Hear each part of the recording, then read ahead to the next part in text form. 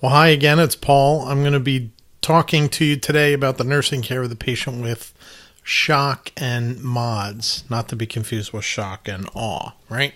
So a couple of definitions for you to know first. Infection, I think everybody knows what that is. Bacteremia is the presence of bacteria in the blood. SIRS is a term that you may not have heard before. Systemic Inflammatory Response Syndrome. This is one of the steps that we cover when we talk about shock, because we need to talk about sepsis, and before sepsis comes SIRS. So we're going to talk about that today. We're going to talk about sepsis, which is essentially SIRS plus an infection. And then severe sepsis is what it sounds like. Septic shock is the next step in the continuum, and that is sepsis associated with hypotension that persists after massive fluid resuscitation. And then hopefully not, hopefully we don't get to, or your patient doesn't get to MODS, multiple organ dysfunction syndrome, which is very difficult to recover from.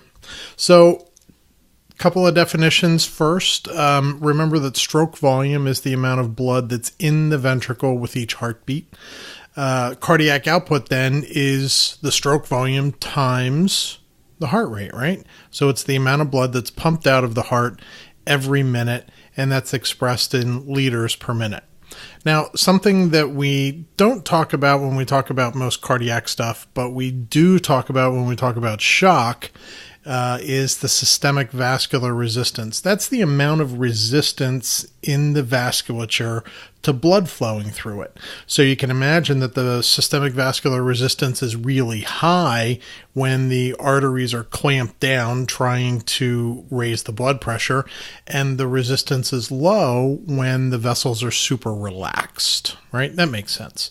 And then, so that's for the systemic or for the arterial system, in your fingers and toes and all over the place. But the pulmonary vascular resistance is specific to the right side of the heart, and that's just the resistance in the pulmonary vasculature. So it's what the right heart sees when it tries to eject blood.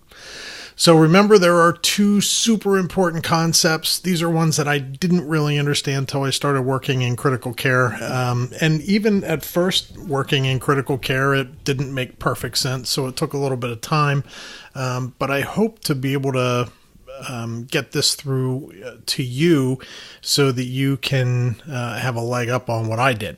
Preload essentially is the amount of volume that's in the ventricle, and we use the measure of left ventricular end diastolic volume or end diastolic pressure, which is close enough, right? It's not exactly volume, but it's close enough for us. So the left ventricular end diastolic pressure, or the LVEDP, is what we use clinically to figure out how well preloaded somebody is. Afterload then is essentially the diastolic blood pressure. So you're standing in the ventricle, you're waiting for the aortic valve to open up during ventricular contraction, and at some point it opens up. What is the pressure at the exact moment that the valve opens? Well, it's 1 millimeter above the diastolic pressure, right? So the diastolic pressure is what we can think of as the afterload. So we measure the preload on this thing called the Frank-Starling curve. Now, the thing about the Frank-Starling curve is that as left ventricular end diastolic volume increases, so does the stroke volume. And that makes sense. So if I have this much left ventricular end diastolic volume, and then I look across here, I can see this is how much stroke volume I have. Well, as the left ventricular end diastolic volume goes up, the stroke volume also goes up. So theoretically, the cardiac output should go up as well, except that once you get to a certain point, that's no longer true. So the more stretch there is on the heart muscle, the better it is to a point, because after that point, then that huge amount of volume that you have here is actually less stroke volume than what you get up here, right? So understand that Frank-Starling curve, and know that the amount of stroke volume increases as the stretch on the myocardial fibers or the end diastolic volume increases, but only to a point. So this is really the way that the preload curve works, or the Frank-Starling curve. Normally we have this amount or this kind of shape to the curve where it just kind of flattens out a little bit. It doesn't really go down. It just flattens out as the end diastolic volume increases in a normal ventricle. But as the ventricle fails, it actually does go down. The output does go down as the end diastolic volume increases. So this is a more realistic picture than this one is. But conceptually, they're both useful. So remember, preload is the stretch on the myocardial fibers. It's essentially volume status. And we measure preload with end diastolic volume. And that's how we define it. Okay? End diastolic pressure, close enough. So afterload is a little different. Afterload is, again, that resistance to flow out of the heart. And we can think of it as the diastolic blood pressure. I'm not going to go through in any more detail because it's a little harder to explain than preload is. Just know that the diastolic blood pressure is approximately what we're talking about when we talk about afterload. So the other thing that we talk about preload, we talk about afterload, and then we also talk about the cardiac output. So remember, the cardiac output is the stroke volume times the heart rate. Well, how are we going to measure the stroke volume? Like, you can't look into the heart with a little measuring device and figure out how much blood is in the ventricle and how much gets ejected. And how are you going to do that? It's impossible. Well, it's not impossible, but we don't actually use the stroke volume to do it. We use these other two methods, one of which is called the Fick method, named after a guy named Dr. Fick. Imagine that. And the other one is a Thermodilution method, which is named after Dr. No, that's not true. Just kidding. So think of the cardiac output as the number of marbles that are delivered by this train per minute. So the marbles get loaded into the train here at the train station. Then the train makes a trip around, and as it goes around, it drops off the marbles as it goes, and that's the cardiac output, right? The number of marbles that are delivered during 1 minute. Now, we have to think about a couple other things here. First of all, the marbles are actually oxygen, right? So the oxygen loader, that is the lungs, load up the cars here, the cars being the red blood cells, and the cars deliver through this train all around the track the oxygen. The oxygen just pops off the train, gets delivered, and that's the cardiac output. So we need to measure all of this stuff. How can we do that? Well, we can measure the amount of oxygen in the blood by the PO2 and the SaO2, right? The pulse ox. And we can measure the amount of blood the amount of oxygen that's in the blood before it gets to the lungs as well. That's the venous oxygen saturation. So we can put all that stuff together and figure out some information. And here's the information that we're going to figure out. First of all, we need to know how many marbles are in the train at the beginning of the trip. So once the train is all loaded up, how many marbles are in it? And then we're going to measure how many marbles are in the train at the end. That's all we need to know. How many do we start with? How many do we end with? And that's the cardiac output. All right. So there are other considerations, though. We have to know that the speed of the train can affect it, right? How fast the heart's beating. The number of cars, that is how much how much hemoglobin there is to carry the oxygen around. We need to know how well the lungs are working. That's the marble production. We need to know how much energy the body is using. That's the marble consumption. We have to know if they are the correct marbles. Are these red blood cells, is the oxygen actually oxygen, or is it carboxyhemoglobin, which is carbon monoxide, right? We don't deal with that very often, but it's a consideration. And then we have to talk about the train loader, which is the lungs filling up all the cars, right? So there's a lot of these things to consider. But the idea is that the blood starts in the lungs, gets oxygenated there, gets delivered then through the whole body, and the amount of oxygen that's left when it gets back there is useful information, and we can figure out how well the cardiac output is functioning. Well, in order to do this, we need to be able to measure the amount of oxygen in the right heart, right? Well, how are we going to do that? Well, this is how we do it, with this fancy thing called the pulmonary artery catheter, or a Swan-Ganz catheter, invented by Dr. Swan and Dr. Ganz in the late 60s, early 70s. So the cool thing about this device is that it's yellow. I love yellow, right? And so it's very easily identified in the ICU. The yellow catheter is always a Swan, or a pulmonary artery catheter. It has a balloon on it here that is flow directed. So you put it into the heart and it inflate the balloon, and it carries the balloon to where you want it to go, which is the pulmonary artery. Then we have these other things here. We have a thermistor, which is actually a temperature measuring device. And then we have the air syringe that we can inject into the red port here, which fills up that balloon.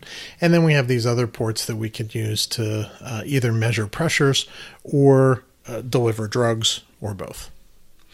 So in order to put this thing in, we first have to put in an introducer catheter. This introducer catheter can go into the subclavian vein, it can go into the internal jugular vein, or it can go into the femoral vein.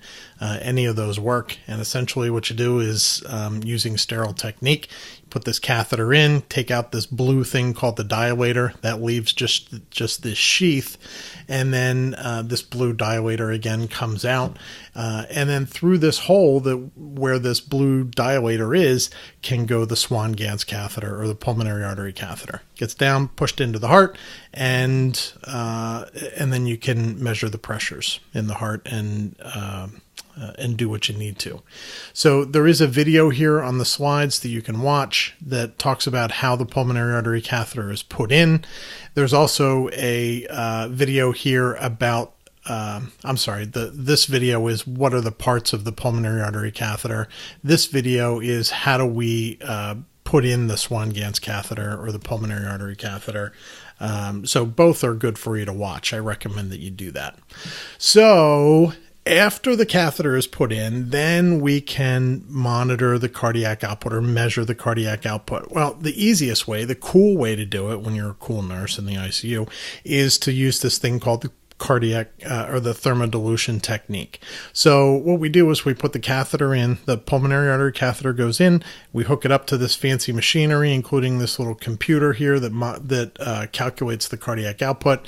We inject a certain amount of fluid, 10 cc's, that is at a known temperature. That's what this temperature probe is for. So it's at a known temperature, goes into the catheter, gets injected here in the right atrium, and then the right atrium blood mixes with that solution and it changes the temperature. And then at the end of the catheter here, where the thermistor is, it measures the temperature again, and we do some math and we look at these fancy things, and we can detect what the cardiac output is. All right. This is a lot of extra information you might not care about if you're not a critical care nurse, and that's fine. What we're looking for, though, is this very nice normal slope, not one of these crappy looking curves here like this. All right. We want a nice normal looking curve. And then we need some calculus that will help us measure the area under the curve, but nobody wants to do calculus, so that's what this guy's for. It does all the work for you. Now, what I do want to point out is that there are different waveforms when you put the catheters in. So the pulmonary artery catheter goes in. We start measuring the pressure once it's in the right atrium, and we see these things called A waves and V waves. Sometimes we see C waves too, but let's not get hung up on that. So the right atrial pressure then is characterized by A and V waves. Then the balloon is inflated and the blood carries it into the right ventricle. In the right ventricle, the pressure changes, right? Pressure is much higher in the right ventricle than it is in the right atrium because the ventricle is stronger and it contracts. And when it contracts, this valve closes. And so we can see a higher pressure, about 25 or so normally, and a lower pressure that goes down to 0 to 8, somewhere in that neighborhood. Okay? Then as the balloon floats into the pulmonary artery, then we see the tracing change again. Again, the systolic should be about the same as it is in the right ventricle, but the diastolic is much higher, right? So the diastolic pressure is higher. There's also this thing called the dicrotic notch, which is made when the the pulmonic valve closes. And then we continue floating this out until it gets wedged. And when it gets wedged here in the pulmonary vasculature, the only thing that we can see beyond here, because the opening to the catheter is at this side of the balloon. So all that we see then is what's downstream. And look what's downstream. We see A and V waves. Well, we saw A and V waves over here before. We were looking at the right atrium. Well, guess what? Now we're looking at the left atrium, essentially. So we see A and V waves because that's the left atrial pressures. So that's the answer to this question. Which chamber does the pulmonary capillary wedge pressure approximate? It's the left atrium, which is cool. We can get a left atrial tracing without even going into the left atrium because, it's a higher pressure thing over there. It's a lot more dangerous to get into the left atrium. Plus, how are you going to get there? It's not easy to get there. So we love being able to put in a pulmonary artery catheter and see what's going in the left atrium.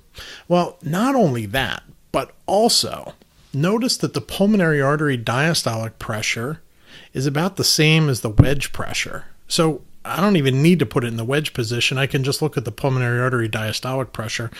And by the way, the pulmonary capillary wedge pressure is about the same as the left atrial pressure, right? We know that. We just talked about that. And the left atrial pressure is pretty much the left ventricular end diastolic pressure as long as the mitral valve is normal. So now I can see that the PAD is the same as the wedge, which is the same as the left atrial pressure, which is the same as the left ventricular end diastolic pressure, which is the thing that we care about. So by putting a catheter in to the pulmonary artery, I can find the pulmonary artery diastolic pressure of 10, which is about the same as the left atrial pressure of 10, which is about the same as the left ventricular end diastolic pressure of 10. And I'm sure your mind is blown right now, right? That's why Dr. Swan and Dr. Ganz are so famous, because they made this incredible catheter that can do such an incredible task. So in addition to that, we can also find other things using this device. So we talked about the fact that we can do the thermodilution cardiac output, and we can look at that and figure that most patients have a cardiac output of 4 to 8 liters per minute. But my cardiac output is going to be different than my 9-year-old 75-pound child's is, right? So his cardiac output of, well, let's say I had a cardiac output of 4 liters per minute. That would be on the low side. If his cardiac output is 4 liters a minute, that's huge. He probably has septic shock. That's a terrible thing.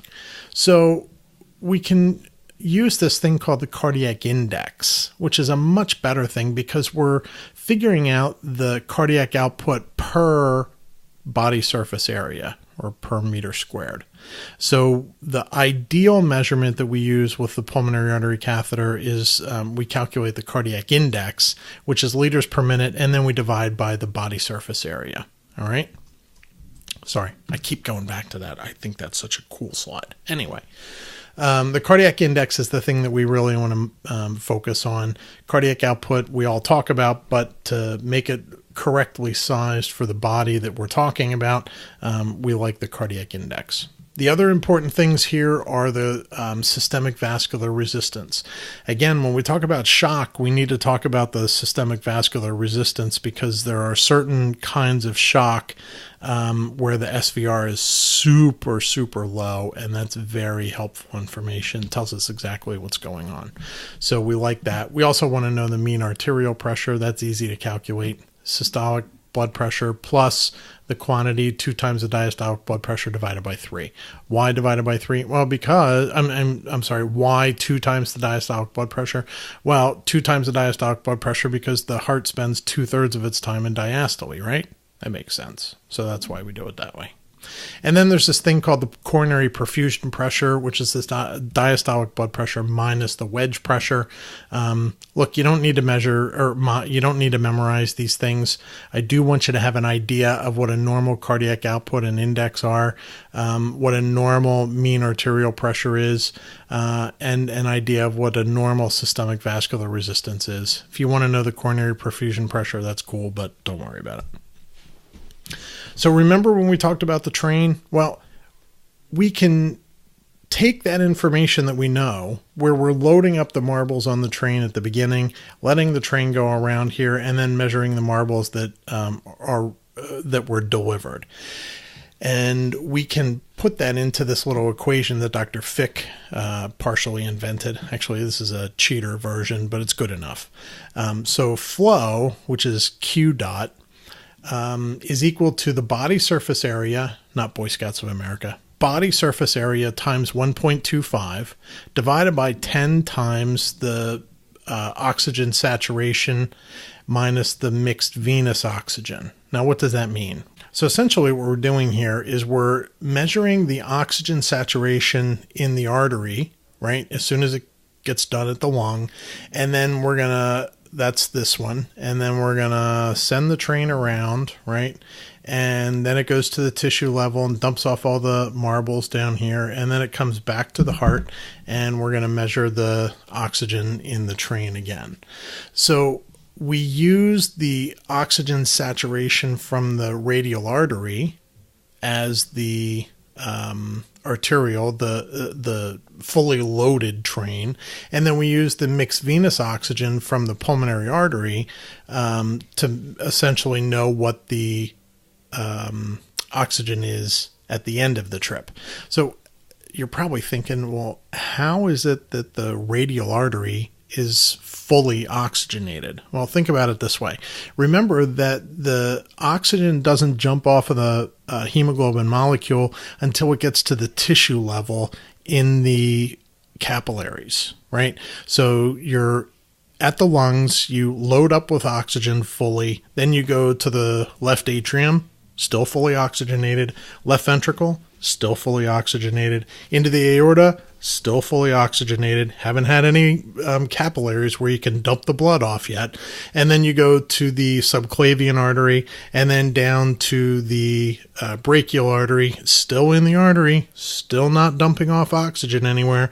Then you get down to the fingertips where you're at the capillary level. Now you're going to get rid of the oxygen.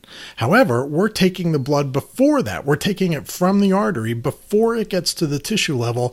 So the amount of oxygen in the radial artery is the same as the amount of oxygen in the left atrium. Make sense?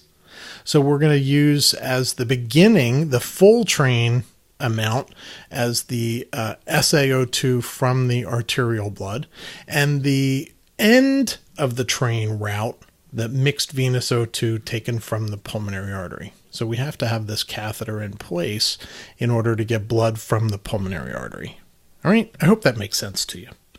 So it probably, as you were thinking about that, you probably thought, well, I'm a mathematician, right? You're a mathematician. You know that, you know how algebra works, and you probably think, well, there's not a whole lot here that's changing, is there? Is the body surface area going to change during a day? No, believe me. I've tried to change my body surface area a million times. It doesn't work, right?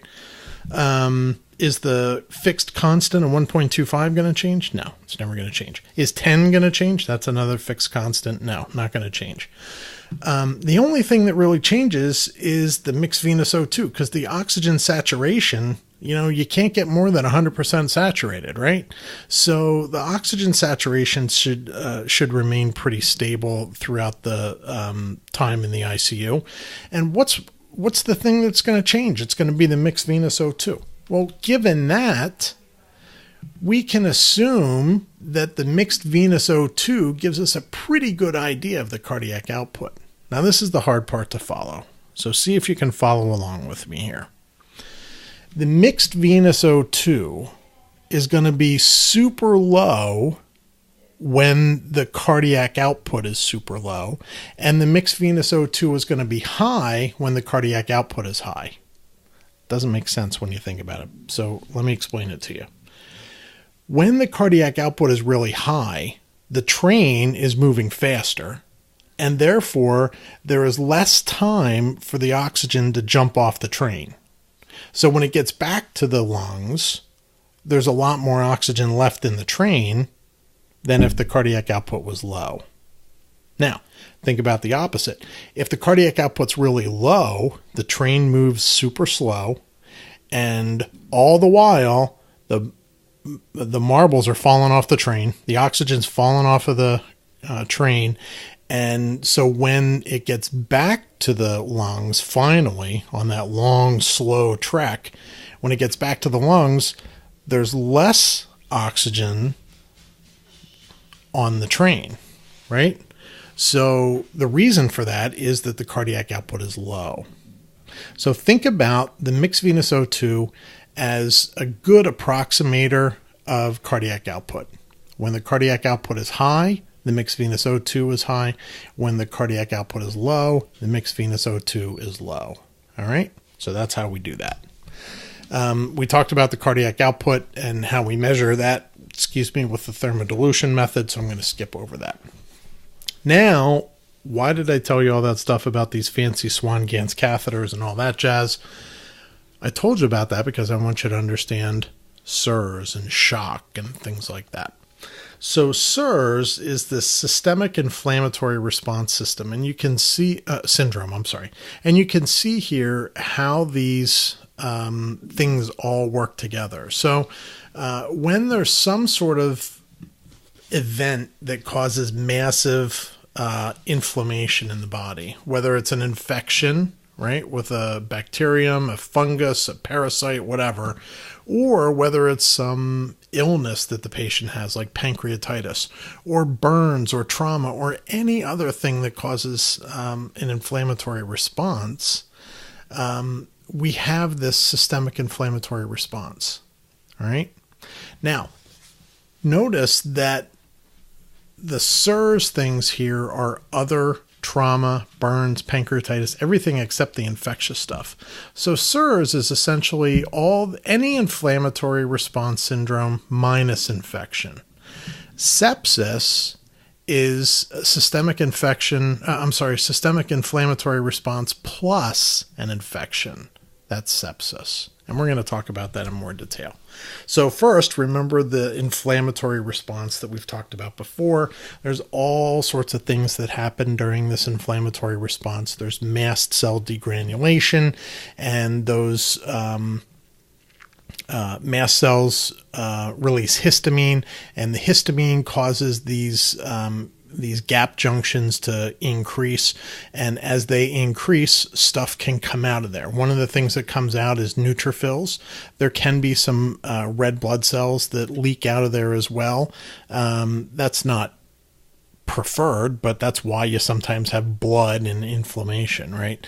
There's also leaking of transudate or plasma that comes out through these gap junctions here, and that transudate causes edema to happen. Then there's, in addition to the increased vascular permeability, there's also this chemotaxis that happens where the neutrophils are called for, and that chemotaxis makes the neutrophils come out. And then there's also fibrin deposition that happens here, infiltration by the macrophage. Like there's this whole messy thing that happens. This is the inflammatory response, and this is what I'm interested in you understanding. So remember, we talked about this before. This is part and parcel of what happens in sepsis. So SIRS is this systemic inflammatory response where all those things that we just talked about on the last slide happen. It's widespread inflammation. Again, it can be triggered by infection, but it doesn't have to be infection. It can be trauma, shock, burns, ischemia, any number of those things. And all that stuff that we just talked about happens. Widespread inflammatory response, increased permeability. That means fluid shifts, like fluid going out and causing edema. There can be decreased intravascular volume because it all fell out into the interstitial space. There can be microvascular clotting, impaired fibrinolysis, vasodilation. Like it's a mess. But it's part of what happens in this syndrome. So we can have SIRS where you have all these things like, or actually two or more of these things, temperature of 38 or more, or less than 36, right? Sometimes people, particularly elderly and kids, can present with a low temperature, a heart rate greater than 90, respiratory rate more than 20, respiratory rate of 90, that'd be something, wouldn't it? And then a PCO2 less than 32, and a white count more than 12,000 or less than 4,000, or more than 10% bands. Any two or more of those makes SIRS. All right. Then if you have SIRS plus an infection, we call that sepsis. And then if you have sepsis plus end organ damage, we call that severe sepsis. And if we have severe sepsis plus hypotension, we call that septic shock. All right. So this is a continuum that starts with SIRS. So let's talk about a case study that may resonate with you. Mr. Ronaldo, a 45-year-old man who was a runner, was in his usual state of health until yesterday when he became acutely confused shortly after his run and collapsed onto his bed. His wife noticed mottled skin all over his body, and that's what's pictured here. Because he could not be aroused, 911 was summoned, and he was taken to the emergency department where he was immediately intubated and mechanically ventilated, and that's where our story begins. So he had systemic inflammatory response syndrome, or SIRS. When he first showed up in the emergency room, there was no evidence of infection. They couldn't find an infection because it was very early in the process. But later it was found after a bronch that he had severe pneumonia. It was pneumococcal pneumonia, as it turned out, and that pneumococcal pneumonia caused sepsis. So sepsis is a complication from this body's overwhelming response to the infection, which can potentially cause tissue damage, organ failure, and death. It's hard to diagnose in many cases because it looks like so many other things. Now, this is a 45-year-old guy who's a runner who just finished a run and gets mottled skin and shows up in the emergency department, sick as a dog, had to be intubated. Like, that's not normal behavior for somebody's body. So it was very difficult to identify this case, and it often is. It has to be treated very quickly and with great urgency in order for people to survive it. So sepsis, as I said, is SIRS plus confirmed infection. The CDC found that about 7 in 10 patients with sepsis had recently used healthcare services or had chronic diseases requiring frequent medical care. So not in a 45-year-old, but in our elderly patients, we see this quite a bit, where they've been in touch with the healthcare system and they end up getting some healthcare associated infection. Usually sepsis begins outside of the hospital, but we've all seen patients transferred from the floor to the medical ICU where they become septic, and that happens, not infrequently.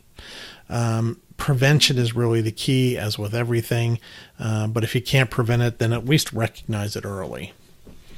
Remember, there are very common pathogens. We see staph and strep both do this very frequently.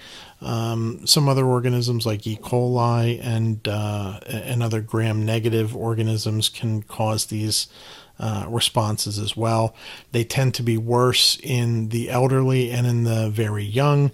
Diabetics make everything very hard to manage. Their disease is much worse. The sepsis is harder to treat. So diabetics may get quite sick very quickly. Other chronic medical conditions like heart failure, like kidney disease, liver failure, all those other kind of things, and particularly immunocompromised patients get sick very, very quickly. About 35% of the people with sepsis had the origin from the lung, right, from a pneumonia. About 25% have it from a kidney or urinary tract infection. About 11% get it from a gut infection, and about 11% get it from a skin infection. So, don't think for a minute that skin infections can't be very serious, because they can. So there are warning signs of sepsis: shivering, fever, very cold, extreme pain, or just this terrible discomfort. People can't get comfortable, pale or discolored, mottled skin, sleepy, very difficult to wake up, confused, a feeling of impending doom, and dyspnea or shortness of breath. Those are the warning signs of sepsis. So here's another picture from the CDC. So how do we prevent sepsis? Well, we have to educate patients and families, particularly patients who are at highest risk. Those are diabetics, people with known history of pneumonia or whatever other infection, patients who are immunocompromised, all the things that we just talked about. We have to make sure that we manage chronic illnesses effectively, prevent infection to the extent that's possible. Vaccinations, vaccines are super important. They do not cause developmental problems like Asperger's or ASD. They do not cause autism. And that's been shown very clearly all through the last decade. And then remember that there are specific hospital-acquired infections that are particularly nursing specific, right? So there are nurse-sensitive outcomes like ventilator-associated pneumonia, CAUTI or the UTI, catheter-associated UTI, and CLABSI, which is the central line-associated bloodstream infection. These are all nurse-specific outcomes that we can affect. We can have a huge influence on them. So when you have someone with SIRS, we have to immediately suspect that they're septic, right? And we're going to work on identifying this organism right away. We're going to get lactate levels. We're going to get a central line put in so that we can give fluid resuscitation. We're going to pan culture them. Pan culture, pan means everywhere. So we're going to culture everything that we can. We're always going to get a urine, a sputum, and blood cultures times 2, 20 minutes apart, separate sites, and separate sticks, obviously. And then we're going to culture anything else that looks weird, right? So any skin lesions, we're going to culture them. We're going to get culture and sensitivity from any abscesses that we find in the mouth or in the gut or skin or wherever. We're going to get 2 IV sites if we don't have a central line, and we're going to start broad spectrum antibiotics off the bat, preferably after we get the cultures, because we don't want to be futzing around later on trying to figure out what we're treating because we got super aggressive and gave antibiotics. Now, if the patient's dying, then you treat the patient first, obviously. But if we can by any means get the blood specimen or the blood cultures and all the other cultures before antibiotics are started, that would be a great thing. All right. And then we're just going to start IV fluids because that's how we roll. So the goals of sepsis treatment are to optimize organ perfusion. We're going to control the infection source, support dysfunctional organ systems, so ventilator if their lungs are failing, renal replacement if their kidneys are failing, etc. We're going to control their blood sugar. We're going to support their nutrition to the extent that we can, DVT prophylaxis, and prevent septic shock and MODS. You can click on this link and it will take you to the Surviving Sepsis campaign that gives you a little bit more information. All right, this is more of the information. I'll let you look at this on your own. So how do we manage sepsis? Well, airway and oxygen, broad spectrum antibiotics, these things that we talked about already. Actually, this is kind of a redundant slide, isn't it? Sorry about that. So shock is the next level, right? So we talked about SIRS. Now we're going to talk about, and we talked about sepsis. Now we're going to talk about severe sepsis and shock. So shock is a cellular diagnosis, right? We look at it sort of and we think about it as a systemic event, but really it's at the cellular level that we're talking about this. And it's where we have tissue hypoxia due to reduced oxygen delivery and or increased oxygen consumption or inadequate oxygen utilization. It's a messy, goofy description, but essentially the tissue is not getting the metabolic needs met. So manifestations of shock, change of mental status for the neurologic system. Cardiovascular system, hypotension is the huge one. Very, very common. In fact, it's pretty much seen in every type of shock. Hypotension, tachycardia, and sometimes bradycardia if it's overwhelming. Respiratory system, we can see hypoxemia and respiratory failure. GI system, we can see ischemic gut, which can actually worsen shock. Elevated transaminases from the liver, and then metabolic changes as well. Renal system, decreased urinary output, anuria. Hematologic system, we can see disseminated intravascular coagulation, that's DIC. We can see hyperthermia or hypothermia. And then the skin, we see that cool, clammy, mottled, cyanotic. We can also see it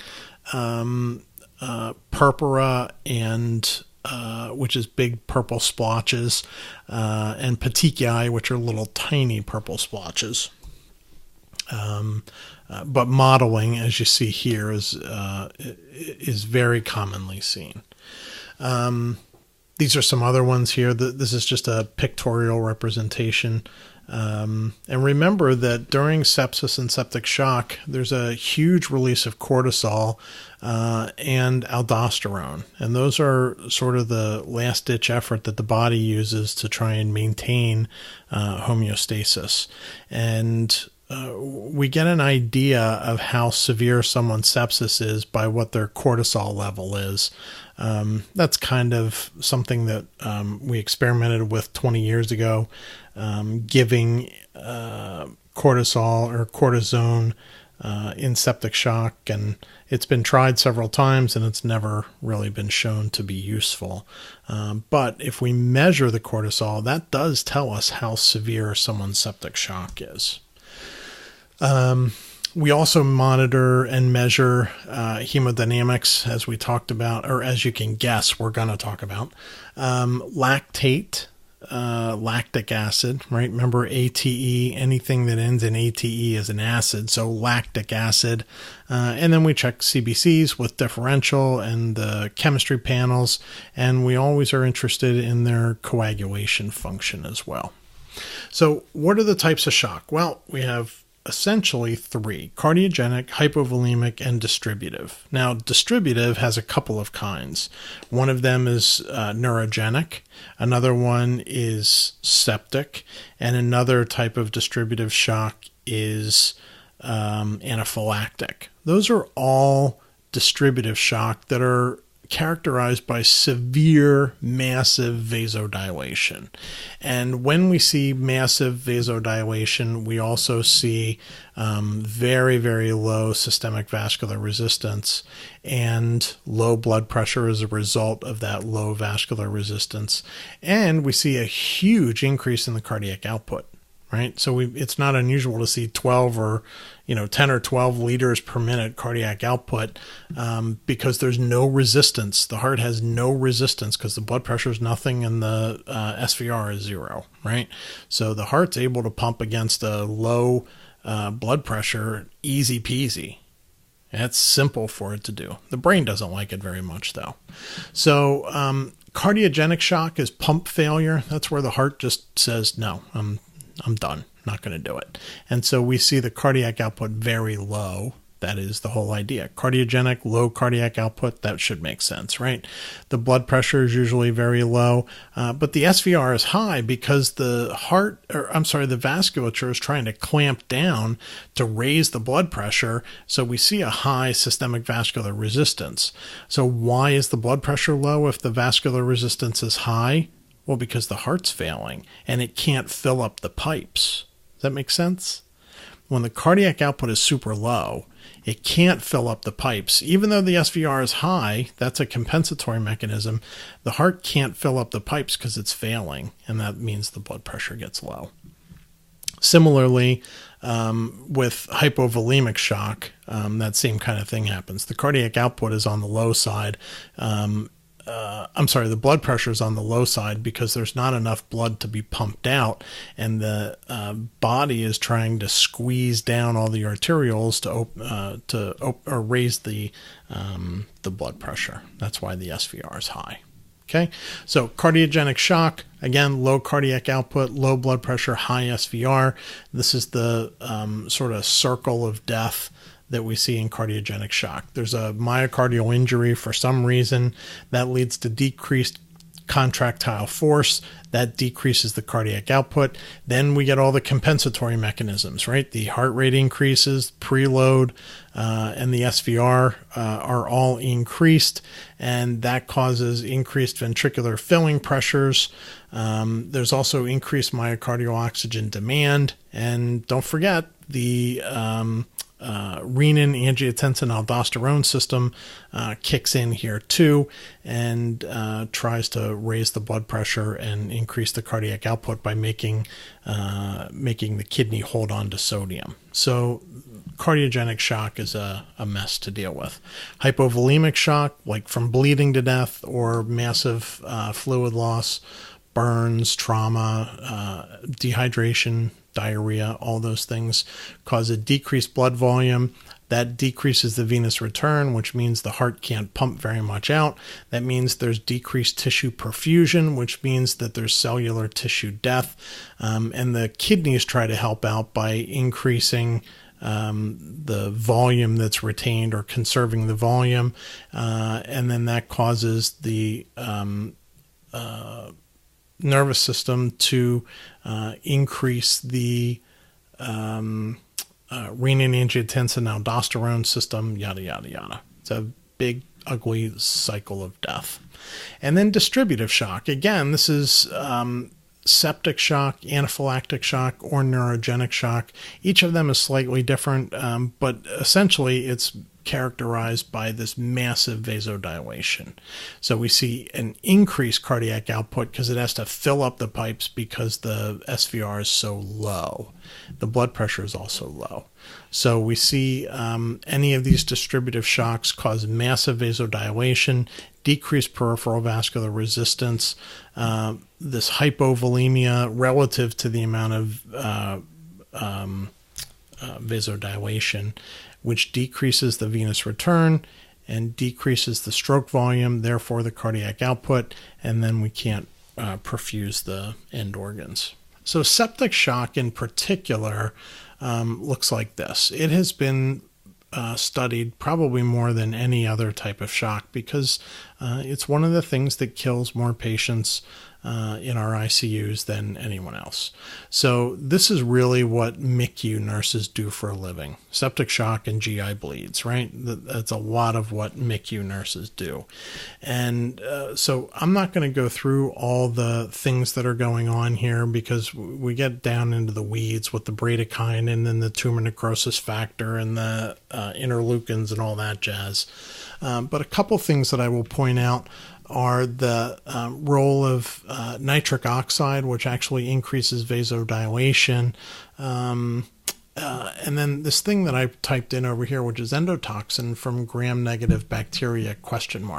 So 25 years ago when I worked at NIH and we were studying septic shock, that's a big thing that they do at NIH.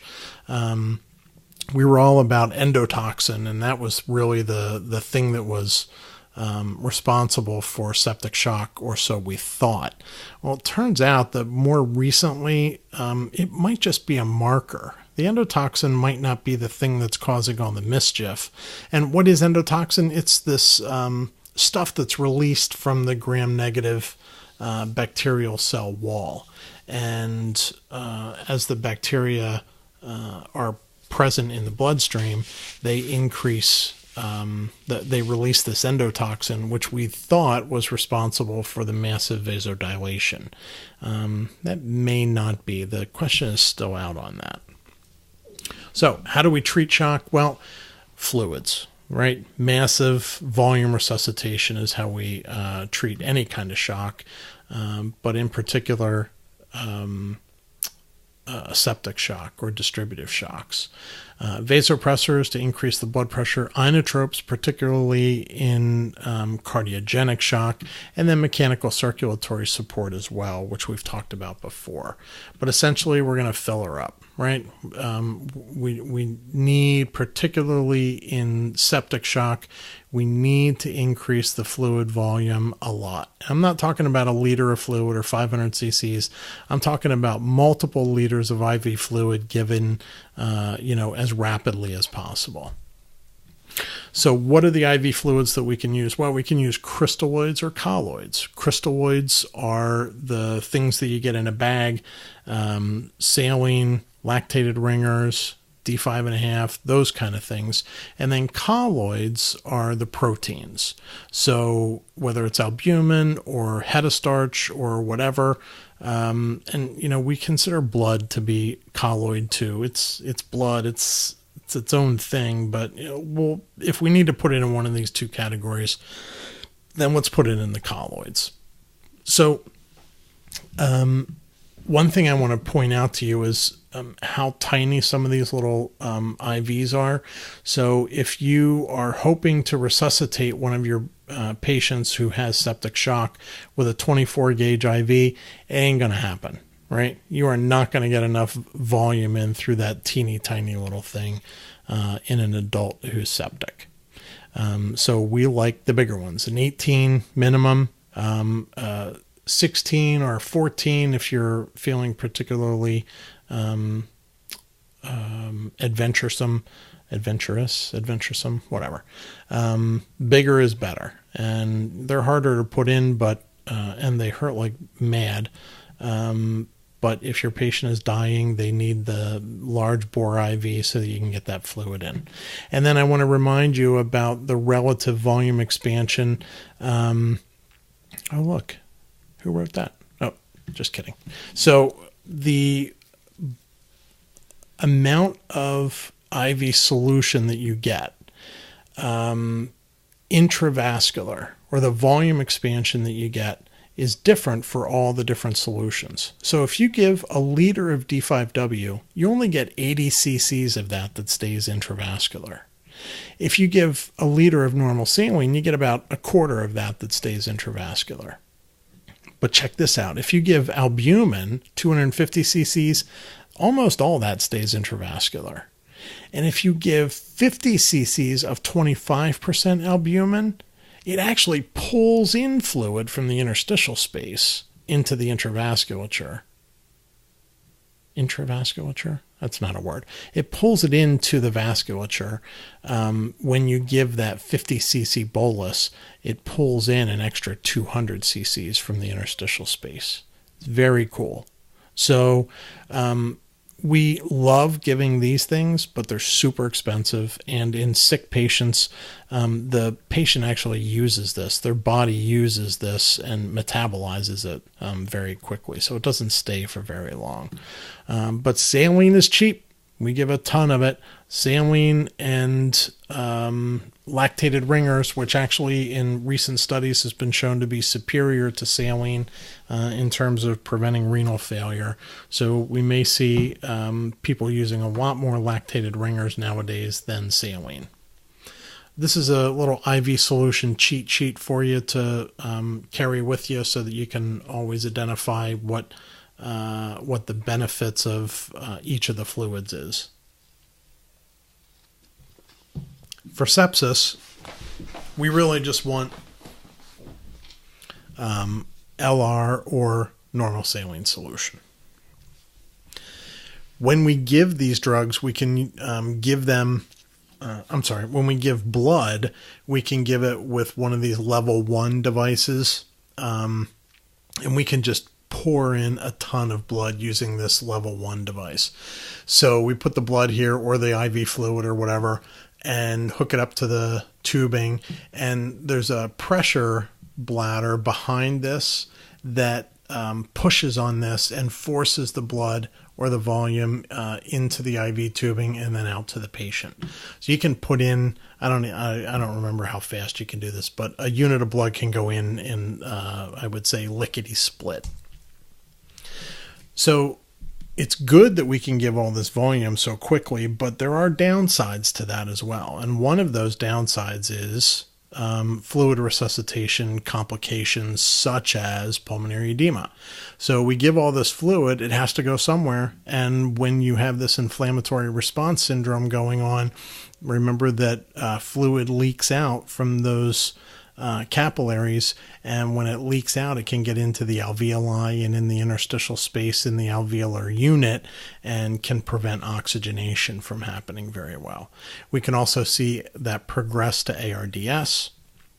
We can see heart failure. Compartment syndrome, we won't talk about really, but essentially it's where the pressures in a compartment in the leg, for instance, or in the arm get so high that it occludes blood flow or prevents blood flow from getting into it. And then the other thing that happens with fluid resuscitation is hemodilution, right? So one of the things that's in the blood is red blood cells. Well, if you mix it half and half with saline, then you have decreased by 50% the oxygen carrying capacity of the blood. And that's not a good thing. But what else gets diluted out is the clotting factors. So people may actually bleed more.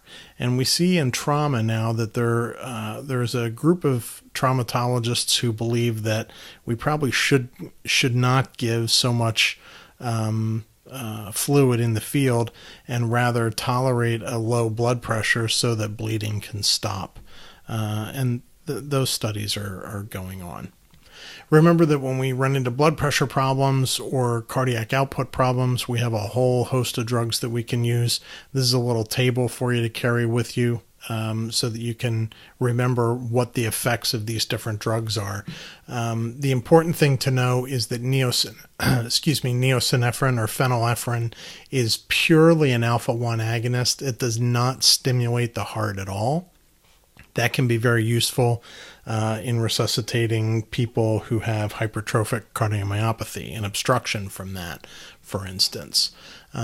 Whereas people who we want to actually lower their blood pressure, then we would want to use a medicine like dobutamine, which is just beta 1 and beta 2 agonist that's going to increase the cardiac output and maybe cause some vasodilation as well, since it doesn't have any alpha effects.